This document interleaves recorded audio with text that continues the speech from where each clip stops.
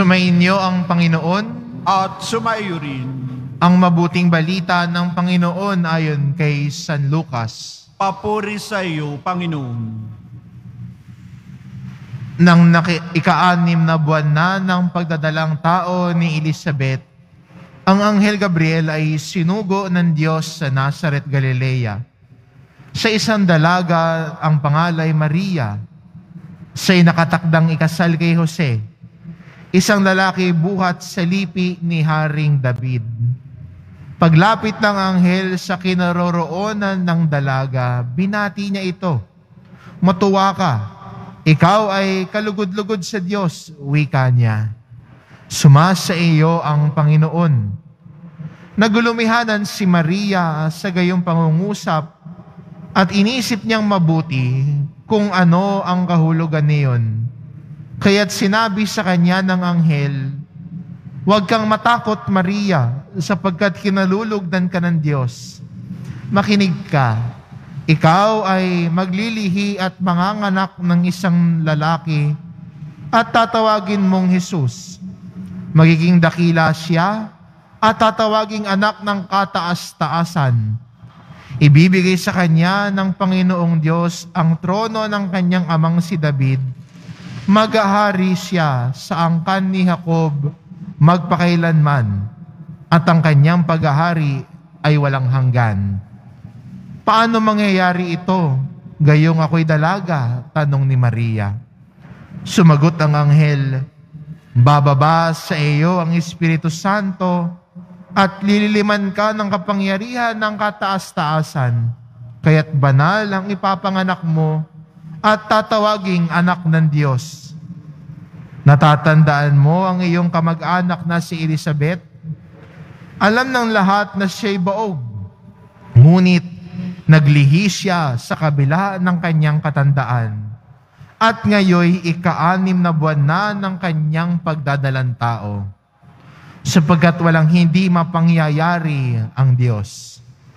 Sumagot si Maria, "Ako'y alipin ng Panginoon. Mangyari sa akin ang iyong sinabi." At nilisan siya ng anghel. Ang mabuting balita ng Panginoon. Pinupuri ka namin, Panginoong Heso Kristo. Maupo po tayo.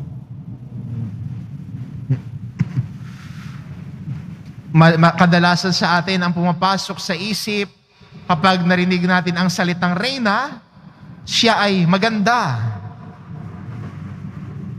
tanyag, may dating, sikat.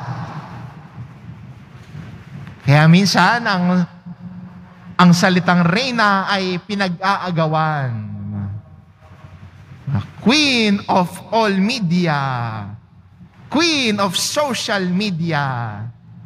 Pinag-aagawan ang salitang reyna. Queen of the universe. Pero sa ating ebanghelyo at sa pinagdiriwang nating kapistahan ngayon, nakikita natin ang kadakilaan ni Maria. Hindi dahil sa siya'y sikat at tanyag, kundi ang kadakilaan niya ay nakikita natin sa kanyang buong pusong pag-aalay ng sarili sa Diyos.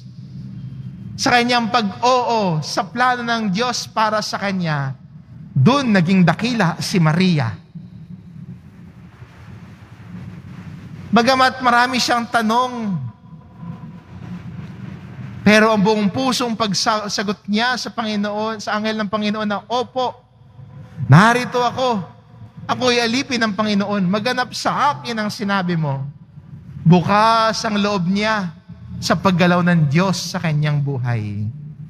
At hindi ba tunay ngang maganda ang buhay ng isang tao na tumatalima sa utos ng Diyos? Di ba? Tunay ngang maganda ang buhay ng isang tao kung siya'y nakikinig sa salita ng Diyos. Kaya di ba na-attract tayo pag ang tao ay mabait? Pag yung tao ay mabuti, hindi ka huhusgahan, lumalapit tayo sa Kanya. Kasi, ang tao na mabuti ang loob, yun ho ang tunay na maganda. Aanhin mo nga, yung mukha mo na takot tumanda, lahat na lang ng pampabata nilalagay mo sa mukha mo, lahat ng pampaganda ginagawa mo. Pero pangit naman ang ugali. Di bali na lang, no? Pas na lang.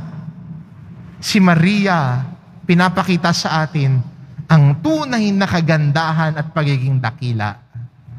Hindi sa pagiging sikat, hindi sa pagkakaroon ng maraming likes. Ang tunay na kadakilaan ay sa mata ng Diyos na kasalalay. At yun yung mas mahalaga sa atin. Kaya, nawaho yung kapistahan natin ngayon ay magandang imbitasyon sa atin.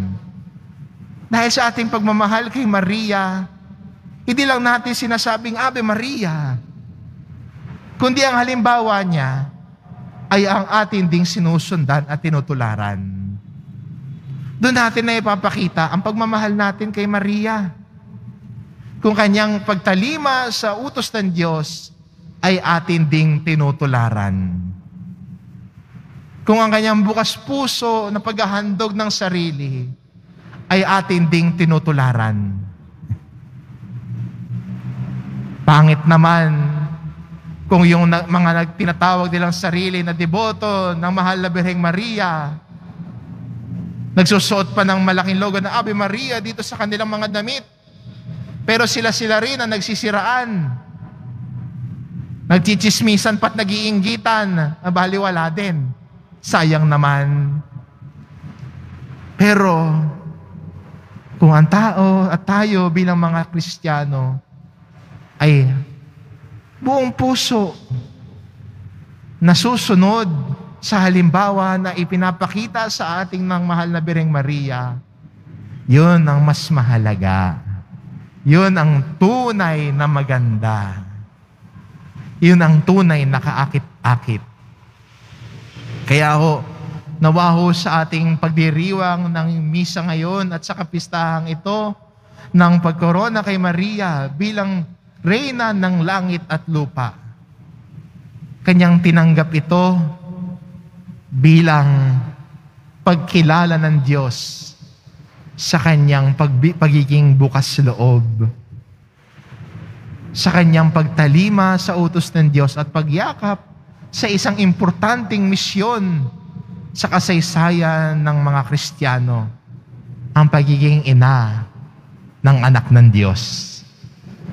Sana tayo din bilang nagmamahal sa Diyos at nagmamahal din kay Maria na kanyang ina, nawa tularan ang kanyang halimbawa, ang pagtalima sa utos ng Diyos, at ganon din ang pamumuhay na may kabutihan at pagmamalasakit sa kapwa. Amen.